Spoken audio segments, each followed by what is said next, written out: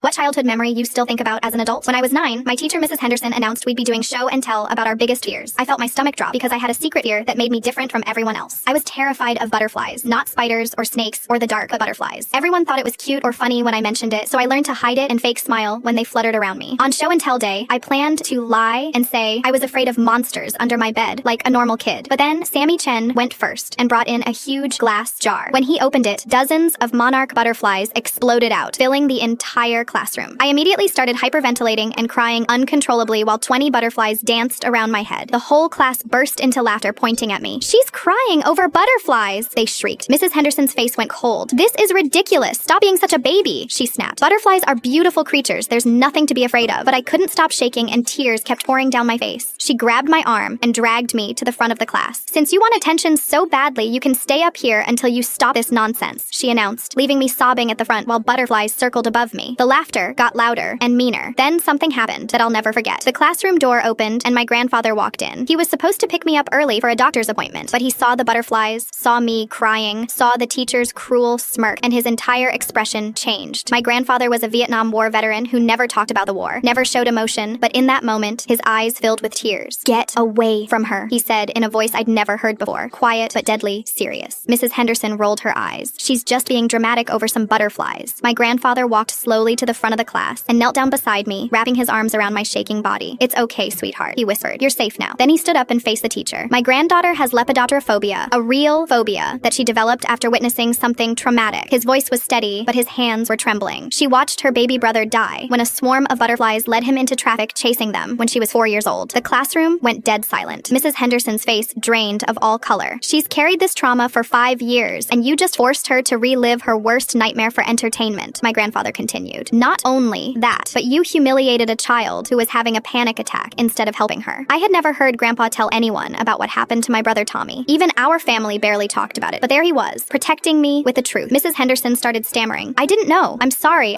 You didn't know because you didn't ask." Grandpa cut her off. "You assumed a child's fear was fake without trying to understand it." He helped me gather my things and started walking toward the door. Then he turned back. "I'll be speaking with the principal about this, and if I ever hear that you've shamed another child for their fears, real or imagined, there will be consequences." We walked out of that classroom, and I never saw Mrs. Henderson treat another student with anything but kindness and patience again. Years later, when I became a teacher myself, I remembered that day and made it my mission to create safe spaces for children to express their fears without judgment. I've helped dozens of kids work through phobias and anxiety because my grandfather showed me that sometimes the bravest thing you can do is tell the truth about pain, and I never forgot that. Butterflies still make me nervous, but now I know that's okay.